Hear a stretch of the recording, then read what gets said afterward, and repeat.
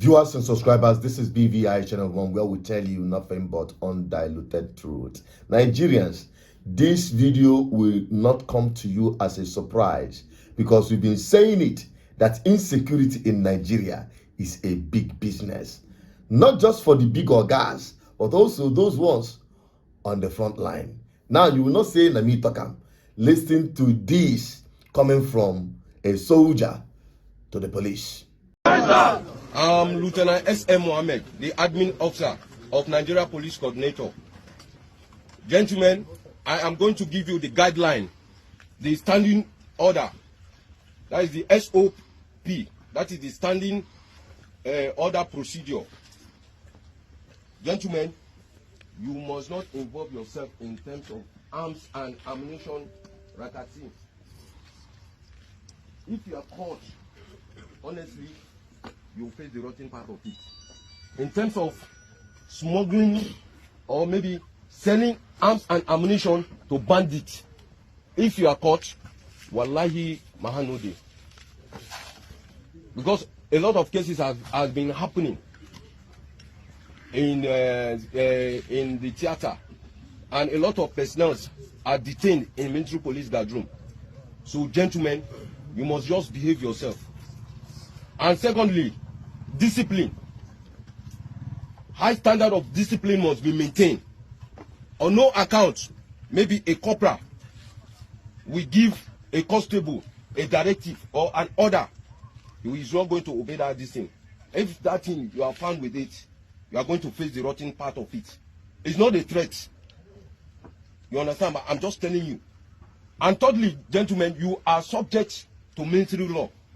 That is it. You see, people will post video without really looking beyond their nose to comprehend the content of that very video. The person that posted the video was actually saying that, or trying to exemplify that military officers are far above the police officers. Who is in argument of that? In the line of defense, the military is number one.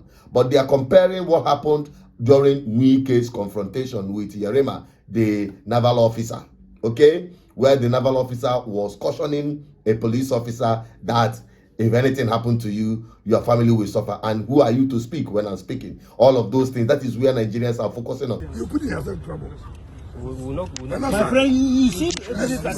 You cannot shut me up. You cannot shut me up. You are my junior. You cannot even talk when I'm talking. Because I'm only that way. I'll be talking and policemen will be talking. But they are not looking at the real deal of the content. The man, in a very plain language, admitted that security operatives, not just the police, sell their bullets, their ammunitions to the bandits. Now, the question is, why? It is very simple. The failure of the system, the failure of Nigerian state. In a country where military, police, and other security architectures and personnel are paid peanuts.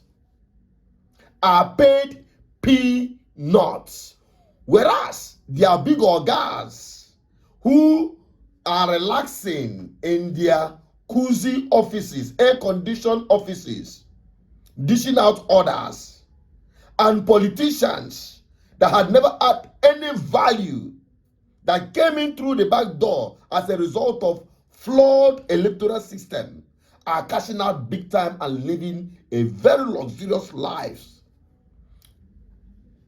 These frontline police security setups, whether military or police or navy or name it, even civil defense and the rest of them, are being paid peanuts. These are people who are in confrontation directly on the front line, risking their lives.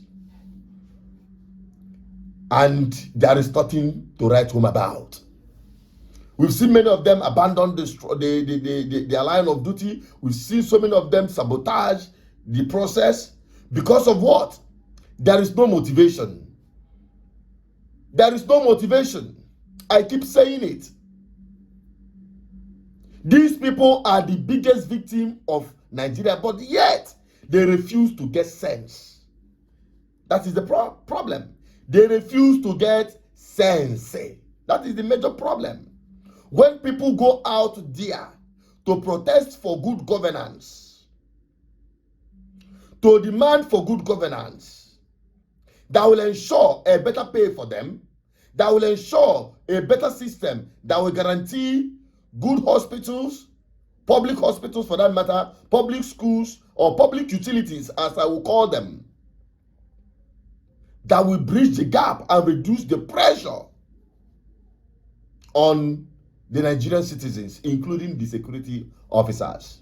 They will be the ones that will be giving orders by the very people who have made their lives miserable to go and shoot, to go and harass, to go and arrest, intimidate people who are protesting for their own good.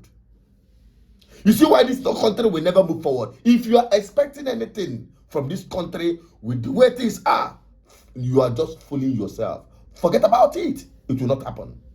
And some of you will say, okay, why are you advocating for good governance? It boils down more on the people, the ordinary people, not the politicians.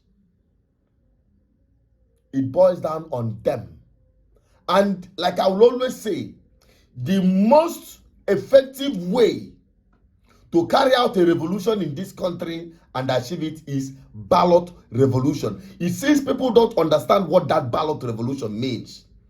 Tanzania came close to it, but they didn't succeed because the people got carried away, maybe because of they have weaponized hunger and poverty. You know, people just have to go and fend for themselves. People have been, the soul of the society have been broken and shattered. I'll keep advocating. I'm not giving up. But the bulk of the game lies on the shoulders of the suffering, oppressed, and depressed Nigerians. Whether you are a civilian or a uniformed person, we are all victims of Nigeria. And those who are your oppressors are your guys at the top. Know this and have peace. I'm also Charles Peters, your advocate for good governance. I just hope this message will resonate with not just the ordinary civilian Nigerians, but also the uniformed men. What is your take? I've said mine. Deal with the message. Leave the messenger out of it. I'm also Charles Peters, your advocate for good governance. Help me share this video. And if it resonates with you, please subscribe for more videos. I'm signing out. Bye-bye for now.